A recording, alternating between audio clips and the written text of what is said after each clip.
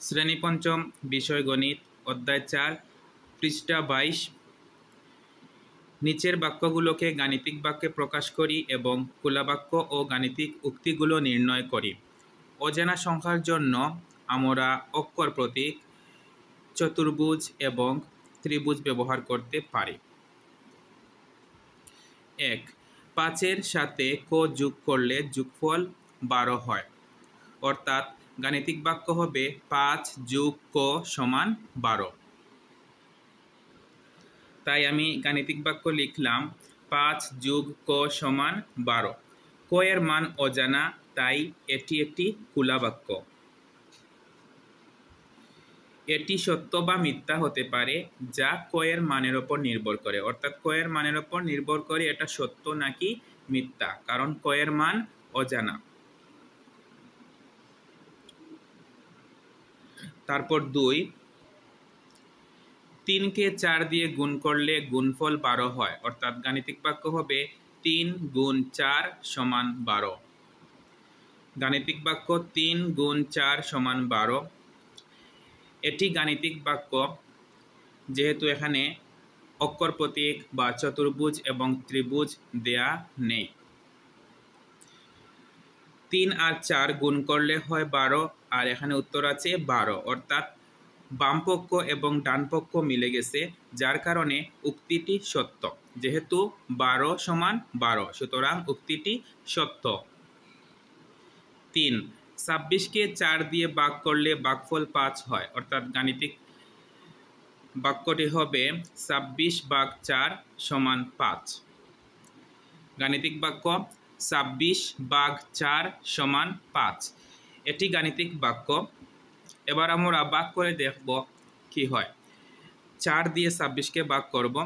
4 6 24, 26 থেকে 24 বিয়োগ করলে 2, ভাগফল 6 হয়, কিন্তু এখানে ভাগফল 5, অর্থাৎ সঠিক নয়। তাই আমরা লিখেছি যে ভাগফল 6 ভাগশেষ 2, ভাগফল 6 এর সাথে এই ভাগফল মিলেনি, তাই আমরা লিখেছি 26 ভাগ 4 সমান 9, 5, অর্থাৎ এই 5-এর উত্তরটি 5-এর সমান 9, তাই উক্তিটি ভুল।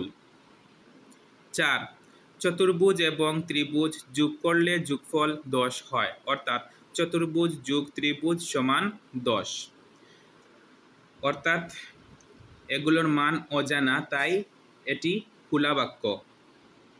চতুর্ভুজ যোগ ত্রিভুজ সমান 10, এগুলোর মান অজানা, তাই এটি খোলা বাক্য।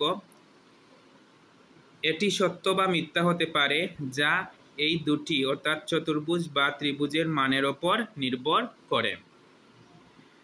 তাহলে আমরা 2 নঙ্গে পেয়েছি উক্তিটি সত্য, 3 নঙ্গে পেয়েছি উক্তিটি ভুল। ভুল বা মিথ্যা লিখতে পারি।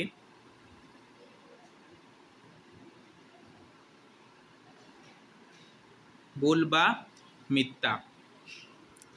এবার আমরা 2 নং সমাধান করব। ক এর এমন একটি মান নির্ণয় করি যেন বাক্যটি সত্য হয়। প্রথমে 1, ক যোগ 5 সমান 10।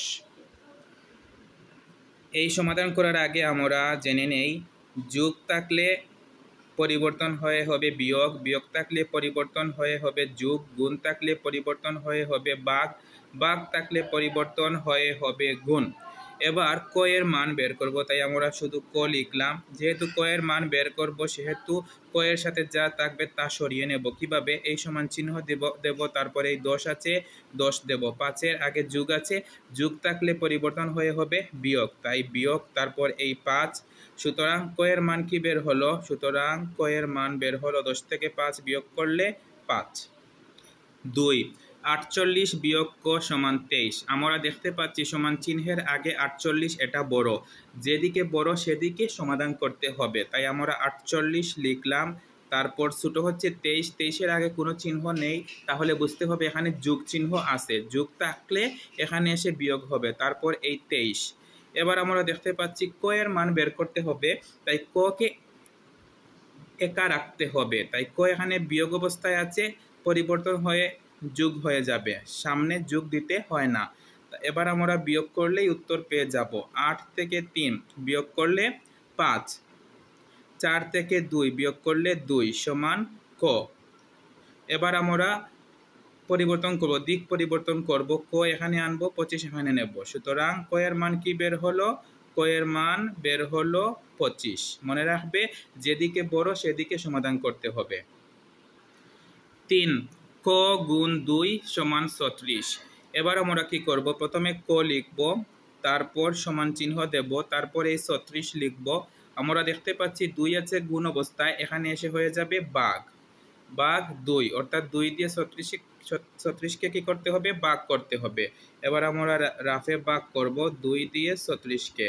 2 3-এর মধ্যে যায় একবার, 2 একে 2, বিয়োগ করলে 3 থেকে 2 বিয়োগ করলে 1, নামিয়ে দিলাম 6, হলো 16। 2 16 এর মধ্যে যাবে 8 বার, 8 দুগুণে 16, তাহলে উত্তর হলো 18। সুতরাং ক এর মান 18।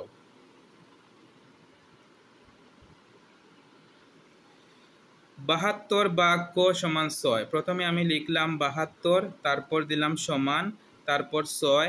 ক আছে ভাগ অবস্থায়, এখানে এসে হয়ে গেল গুণ। এবার আমরা কি করব? যেহেতু বড় হচ্ছে এদিকে, তাই এদিকে সমাধান করব। প্রথমে 72 লিখলাম, এবার দেখা যাচ্ছে যে 6 আছে কি অবস্থায়? গুণ অবস্থায়, তাহলে এখানে এসে হয়ে যাবে ভাগ সমান ক। এবার আমরা যদি 6 দিয়ে 72কে ভাগ করি তাহলে উত্তর পেয়ে যাব। 6 7-এর মধ্যে যাবে একবার, 6 একে 6, বিয়োগ করলে 7 থেকে 6 বিয়োগ করলে 1, এবার 2 নামিয়ে দিলাম, 12 হলো, 6 দুগুণে 12, অর্থাৎ উত্তর হচ্ছে 12। সুতরাং আগে আমরা এখানে উত্তর লিখে নেই। 6 সমান, দুঃখিত, উত্তর 12 বের হয়েছে, তাহলে এখানে লিখব 12 সমান ক। সুতরাং ক এর মান 12। প্রিয় শিক্ষার্থীরা, আশা করি তোমরা আজকের আলোচনা বুঝতে পেরেছ। আজ যা যা করেছি তা তোমরা অনুশীলন করবে। পরবর্তীতে নতুন কিছু নিয়ে হাজির হব ইনশাআল্লাহ। ধন্যবাদ সবাইকে।